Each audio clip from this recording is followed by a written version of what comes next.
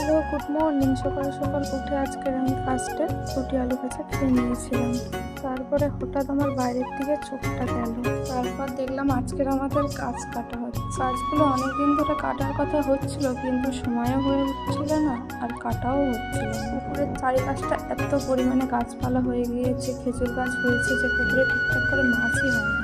আর পুকুরে এত পরিমাণে খেজুর কাটা ছিল যে পুকুরে মাছ ধরতে নামতেই ভয় লাগতো সবাই। অবশেষে গাছগুলো কাটা হচ্ছে, তোমরা সবাই দেখতেই পাচ্ছ। পুকুরের চারিপাশ পরিষ্কার না থাকলে পুকুরের জলও নষ্ট হয়ে যায়। এদিকে আবার তোমরা দেখতে পাচ্ছ আমাদের আমশি বানিয়েছিল, মা সেই আমশিগুলোকে এক এক করে গুছিয়ে রোদে দেবে শুকোনোর জন্য। তোমরা দেখতে পাচ্ছ কেমন করে রোদে শুকোতে দিয়ে দিয়েছে আমশিগুলোকে। দুপুরে আমি আবার রেডি হয়ে গিয়েছি আমাদের পুরোনো বাড়িতে যাওয়ার জন্য। মানে আজ ছিল রাধা কৃষ্ণের পুজো এবং আমরা সেখানে গিয়েছিলাম, আমি, আমার মা, বাবা সবাই মিলে। দুপুরে অন্নভোগ গ্রহণ করে সবাই ঠাকুর দেখে আবার বাড়ি ফিরে এলাম।